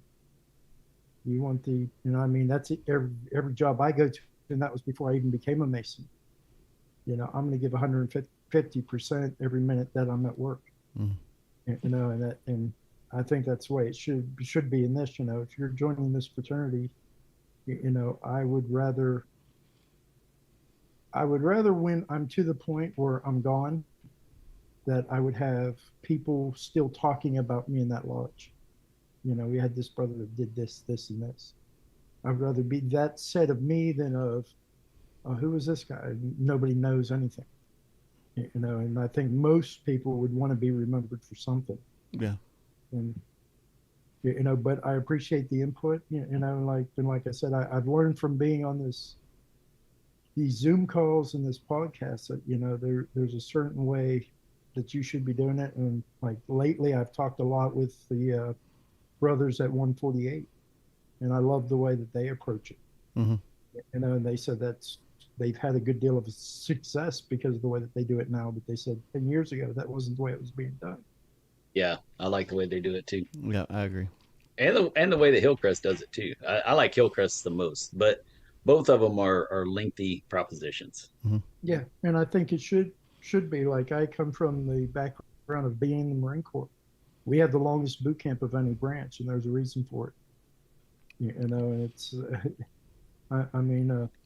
not knocking other branches, but I could have went to any branch and I could have taken an easy way out. And hey, Air Force was a hard 2 weeks, man. Come on. Hard 2 weeks. But luckily you went in before they did all this internet stuff where they get upset. I was gonna say now they do oh my flight God, simulation. the world is ending. There's no Wi-Fi at this location. Give me another hotel room. I would say for my final thoughts, I wasn't really going to say much, but I'm going to piggyback off what Tom was saying there. I've said before that we talked about examples of organizations that failed to adapt and therefore they died. But I think there are certain aspects of Freemasonry that need to adapt, but there are some things that are timeless that kind of transcend this need. And Freemasonry as a whole, externally we need to adapt. The way that we present ourselves, I think, needs to adapt. Meaning, like, we need to have websites and we need to be able to communicate with people in different ways. And people aren't writing letters anymore. We have to adapt in that way. We have to be on Facebook and responding and sending emails back to people and stuff like that. That's what I mean when I say we need to adapt. We need to keep up with technology. We need to have. There's things on that. That's a whole other conversation. But Freemasonry at its core what Freemasonry is transcends whatever the fads are at that time. And people need to change themselves to meet Freemasonry where it's at. Freemasonry doesn't lower itself to stoop down to where they are. And in a lot of jurisdictions and a lot of lodges, that's what they have done. They've lowered themselves down to where the people are to meet them where they're at. Well, when you do that, the people they come in, they're already at the bar. They're at the bar. There's nothing to rise up to. And Freemasonry has degraded itself in the process. And so this idea, and I'm not being disagreeable, I'm just sharing my thoughts. This idea that we're in like a give it to me now generation, sure, I don't disagree with that. And there are certain things where people expect instant gratification, but there's also certain things that are just human nature. And I think men really strive. They crave something to work towards. They crave something to strive for. And the question isn't are we not keeping up, or are we being too rigorous or not rigorous enough? The question is, are we bringing the right people in? And I think that's what it really comes down to. It's not, is it too easy or is it too hard, or are we asking the right questions? These are all important things, but ultimately, are we bringing the right people in? Are we providing the value that they expect that it takes to retain them? And in many cases, that's the answer. That's no. It's no. And so, I mean, I'll tell you now, if that kid doesn't get in, you're not going to see dad anymore. But honestly, that's always the fear. That's why legacy people get in, because, well, we don't want to piss off granddad and they not show up. Well, really the question is, what is granddad bringing? What is granddad contributing? What is dad contributing, other than just being a warm body that shows up? Because if they think it's just another service organization and that's what they fight for, I mean, I'm sorry, but bye. This is going to sound really callous. You can't prune a rose bush without getting stuck a few times. Don't worry, right? Mine's going to be a lot worse than that. Oh, okay. Your analogy? Yeah, it just comes with it, and I'll say this, that there are, I'll just be very transparent. At my home lodge, there are a lot of brothers that, I say brothers, they're actually members that were really obstinate, really hard to work with, and one way or the other, they pruned themselves. Either it was made clear that it was not the lodge for them, or they figured it out on their own and they stopped coming. And I don't necessarily have an issue with anybody. Don't get me wrong. I don't have a problem with anybody. But if what you're looking for and this is my lodge ultimately. And I mean, it's not singularly mine. I don't own it, but I am a member of that lodge and it is in my community and I have certain expectations I want out of it. And I'm going to show up. So if I'm going to show up, I want it to have this. Yeah. And if it's not offering what I'm looking for, I'm going to fight for what I'm looking for. And if what you're looking for conflicts with what I believe real Freemasonry is, regardless if I like you or not, then I'm going to stand up for what I believe in. And I think that's what we have to do. And I'm not talking specifically about this one individual. I'm just talking in general. So don't anyone say like, oh, he's he's politicking for. No, I'm not doing anything like that. I'm just saying we have to start standing up for the caliber of petitioners that we want, that are like-minded, that are interesting, that are going to elevate the lodge. And if you're just bringing in another person just to go through the degrees and they don't show back up and they don't have anything to contribute, there's plenty of lodges that already have plenty of EAs. The lodge you question that Tom's talking about, we already got plenty of EAs. We're not hungry. We're not hurting for EAs. We're not keeping the ones we got. So, and here's the thing. And you could be saying, well, if they're not getting value, why aren't you doing your part to provide that value? I do. Tom does. But a handful of people can't provide all the value of a lodge. It's the same thing like the reason I hate on fundraising, because it's one or two people that do all the work, and then they get burned out, and the lodge is left with a fundraiser that no one really wants to run, but they keep doing it just because that's what they rely on now. You can't just rely on a few people to do all the work. You have to have an entire like-minded organization where it shouldn't be competing to get time to present because they want to talk business. You should be competing to get time to present because you got so many other people that have things that they want to present that are educational. That's the problem I want to see, where I have a presentation. We gave a presentation last week. Let me give my presentation this week. All right. I think that's more ideal. But anyway, I got way more long-winded than I meant to. And I appreciate all you guys, and y'all have a good evening. So this one's gonna get us a lot of ratings, I can tell you. So not too long ago, there was some troll on one of the Masonic Facebook groups that I'm a part of, and it was and he was a Mason, and put up this picture of a person that was definitely mentally handicapped, smiling, and that said, "Would you make me a Freemason?"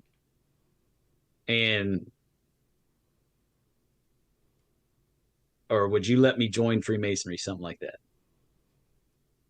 And I said, well, we have certain. I answered the troll because I'm that guy, right? What'd you say? I'm not good with trolls. Well, I basically said, he'd have to meet the certain standards, as he sound and minded members and stuff like that. And and could he contribute to the lodge? Now, by nature, people with heavy disabilities like that are very sweet people. Very sweet. Mm-hmm. But will that person ever be able to be a treasurer? I mean, might be an improvement in some lodges. Would he ever be able to be a secretary? Probably. I'm probably bad for being a secretary. Dennis is secretary. But could he ever? Run the lodge as master? I'm not going to. We don't need a bunch of mascots. We don't. Mm-hmm. That's not what I joined for. Like I said in the very beginning, I joined to be mentally challenged. I intellectually challenged. I'm already mentally challenged, but not as I was close enough that they let me in, which they're probably regretting if they watch this show at this point. But it goes right there along with what you were saying earlier, that there's certain expectations. And here we're picking people that have met those expectations that we have to join this brotherhood that are not contributing. We've been doing something wrong. Mm-hmm. I wouldn't say that it's the people that got in that shouldn't have gotten in. It's not their fault. I would say it's our fault. I would say, just like, in one of my talks recently, I was talking about, and I've mentioned it on the show before, that there was a guy that a couple years back when we were going through our strife, he said, that's not the Freemasonry I joined. Not his fault. Mm-hmm. He joined in a different era with a different cultural belief. And now, when I was a child, I thought as a child, when I became a man, I put away my childish ways. Now, that's the point to where we have to start holding them accountable, because now different. Now that you should have by now, after being a Mason for 20 years, or actually for this person, probably closer to 40 years, you should have by now realized that we're supposed to be educating ourselves. It's not just about being the good guy. He goes to church. He does all kinds of good things, but it's not just about being the good guy. It's about being the guy that challenges others to be better. And they do the same for him. That's what we're supposed to be about. That's what this show is about, is challenging each other to be better. First it was you trying to challenge people out there in the world, and then you and I got together and started challenging each other, and now look at what we got now. We got all this. We got a pretty big inner circle that, you know, continues to challenge each other as we go every week. And then we got listeners online that they don't show up on here, but they watch YouTube and watch the lives and contribute. You know, they're challenging us, and they always do. And I hold them dear, because I know that they cause me to be better through challenging me. Freemasonry has been a lot of things throughout the years. Not all of them have been correct. Do we have to keep doing that? No, we don't. We can always go back to the basics. And are we all going to be Da Vinci? Are we all going to be, you know, an Elias Ashmole or A.E. Waite or Albert Pike? Probably not. But we can be better than who we are today, and we can support what we became a member of. That same generation that let this one Mason in, that said that's not Freemasonry I joined, his generation typically didn't show up. They joined early when they were young, didn't show up for 20 years while they were working. They had that ring on, and then they would show up at 50 years, you know, in, and decide that, you know, this is how Freemasonry should be, even though they hadn't shown up for 20 years, 30 years. And they wanted to keep all the dues artificially low because that's how much they were when they joined. You know, things, you know, it just all kind of follows suit. And that happens generationally, can happen generationally. And I'm not saying that all the brothers of yesteryear were of that same mindset or what have you, but I mean, that's proven for sure if you just read a book.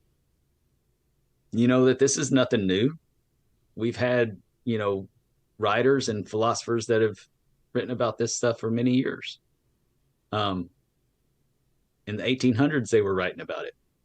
In the 1900s, they were writing about it. Now in the 2000s, they're writing about it. There's always going to be some variance in the calculations, unless you're reading one of Zach's charts and he covers all the bases.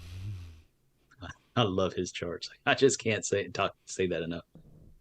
But anyways, I think that this has been a great conversation. And now that we're at the end, I'm feeling bad about, you know, boasting on some of the things that I do, but I think that it's not just me. I think that, you know, we've got 10% of the Freemasons out there that are supporting Freemasonry. You're right about that. I mean, we got 54,000 members in Texas. We probably got 5,400, if that are actively contributing to the success of Texas Freemasonry. That's astonishing figures. That's astonishing. But that's the reality. And I can say that with an open conscience, because I can't tell you how many lodges I've visited that there was 5 to 10% of the membership present. Closer to 5 in most cases. that are present in the lodges. Maybe it's me that's running them off. I don't know. But I don't think so. Anyways, that's enough of that rant. I don't want to end it on a sad note. I want to end it on a positive note. We've got the Masonic Improvement Summit coming. Or not the summit, but the dinner, Grand Lodge dinner, which, by the way, registration is open now. Everybody needs to get registered. It works on Grandview. Go on there and register. And make sure when you register to choose the correct lodge that you're going as, because if you're a past master of one lodge, but it happens to be on one of the other lodges you belong to, and you're not a past master, then you don't get a vote. Wait, so the dinner is on Grandview? Like we can? No, not our dinner. Oh, I was like, oh my God. Sorry. Well, you're talking about the dinner. Sorry. I just mentioned that. I just plugged the dinner. You start talking about Grandview. Like, and wait. then I start talking about Grand Lodge and how to register for Grand Lodge so they can come to our dinner. My bad. I thought you were talking about the registration for the dinner is open and it's Daniel, on Grandview. Thomas, he's closer to y'all. He's closer to y'all. Have an intro into the next topic. Y'all need to step up your challenging. Justin was. You need to be challenging this man a little bit more. I'm pretty challenged as it is. That's a fact. We already talked about that tonight. I'm not going to dig myself into that hole. Yeah, we don't want to go too far down that rabbit hole. But yeah, so we've register for Grand Lodge. It's available, and make sure when you do it, click on the lodge that you're a past master of so that you get your vote, because it does give you an option to choose which lodge you're registering for.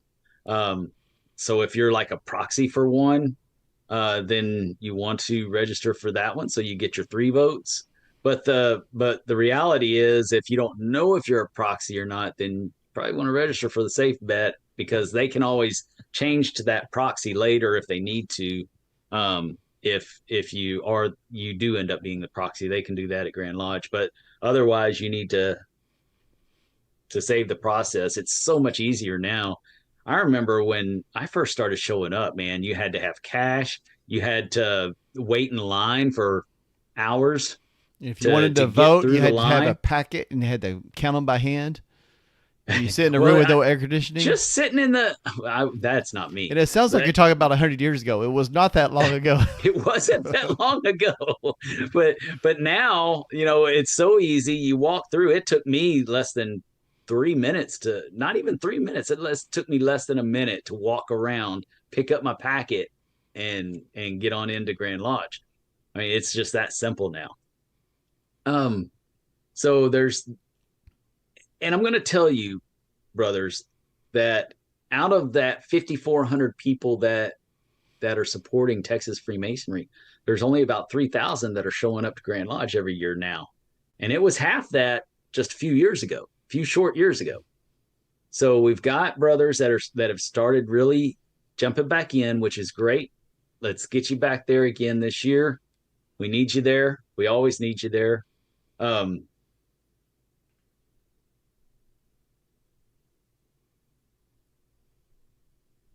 But I can tell you, if you want to know who the people are that take Freemasonry seriously, they're the guys that do the things that I had said earlier. Plus, and which I do as well. Plus, they take vacation when it's time to show up. They plan. You say, oh, well, I got a family. I got a vacation with my family. Well, sure you can. It doesn't mean you have to spend every minute of your vacation with your family. We all get allotted a bunch of days, right? So all I'm saying is it takes one day, because we vote on Fridays and Saturday. So typically one day will get you there. Yeah. That means something else at the school. That's a lot of fun altogether. Both of them are fun. Come on. So anyways, I just wanted to make that plug because I think that it's very important that people realize that if you want to level up, just like I said with guys that want to become a grandmaster, they find people that in those groups to mentor them, to help them get there. If you want to level up in your lodge and you don't have people in your lodge that are going to help you do that, then get to Grand Lodge and meet them, because they're all there. The guys who give a shit about Texas Freemasonry are at Grand Lodge. They do. They're there. And I'm not saying that they're the only ones that give a shit, but I can guarantee you everybody that's there gives a shit. It's the most concentrated place of giving a shit that you can get in Freemasonry, in my opinion. Hands down. Except for Masonic Improvement. And you too can become an Inner Circle member. You too can give a shit. That's right. That's right. Close early and close often, baby. No, if it just full circle, I'm sitting here looking at Daniel smiling at me, and I'm thinking, I ought to go ahead and remind people that you can be an Inner Circle member and be a part of the conversation with us. It also draws other benefits. Like we have our own book club that we're doing, Esoterica, right now by Albert Pike, which is actually a combination of it's the works of Albert Pike that was put together by Arturo de Hoyos. And we're going through that book club. And even if you don't have the book, if you're an Inner Circle member, you get to sit in. Don't think that just because you don't have the book and you hadn't read it that you can't sit in. Yeah. You can still sit in, because all the stuff is relevant and you're going to have more to add to the conversation than you think. We're not going to kick you out or grill you just because you hadn't read the book. No. We still want your it's meant to help each other grow. So even if you didn't read it, you're still going to learn. You're still going to have something to contribute. You still have your own life experiences and your own thoughts that you can add. So don't be like, well, you didn't read this chapter. Get out of here. We're just glad to have you. Exactly. We're not a lot of box checkers here. I mean, Jason is, yeah, but the rest of us, we're not Sir Constance. The rest of us are just, flying by, winging it, taking a little bit here, a little bit there, putting it all together and forming a new opinion. Jason, he's pretty steady Eddie. But no, I'm just kidding. Jason is a great part of our Inner Circle. We wouldn't be the same without him. And you too can join and be made fun of. And you too can join and be made fun of. And make fun of me. You want your voice? You don't get a voice. Justin's the only one that looks at whatever you say on YouTube. So you want a voice and you want to say something to me, you got to join the Inner Circle. So that's like the Duncan booth, baby. You want a shot at me, you got to pay your money. So anyways, you're welcome to join. We have different levels. Even the lowest level gets no commercials and access to the Inner Circle benefits. We're going to have our Inner Circle dinner, and where we not only have our Inner Circle members, but we also have key members from around the Texas jurisdiction to join us. That makes it memorable for our Inner Circle members. You want to talk about a concentration of leadership? It's at our dinner. Well, and that's one of the bigger benefits of our Inner Circle. Speaking of which, welcome Barely There. I guess you inspired him. He joined. He's a supporter now. So thank you for your support. Hey, Barely There. All right. So now I'm looking forward to taking a shot at next week. Well, he's got really good dad jokes. So. Oh no, we got two of those already. Come on now. No, I'm glad you joined. Barely There. Can't wait to see you. I'm there because I'm not all there. But other than that, brothers, I truly enjoy all of you. I think you all know that I love and appreciate you. And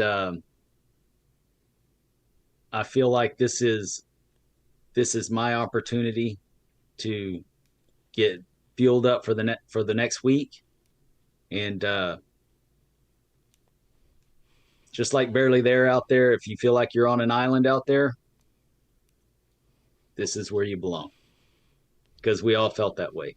We all felt like we were on an island in our own little lodge. And now we get to learn from each other. And this is almost like a lodge of our own. To where we Whoa, get whoa, to whoa! learn from each Careful other there. and challenge each other Careful without there. being clandestine. More like a Masonic club. We are a rite of passage. We are not just a club. But anyways, thank you all for staying on with us tonight. We love you. We thank you. And keep it between the points.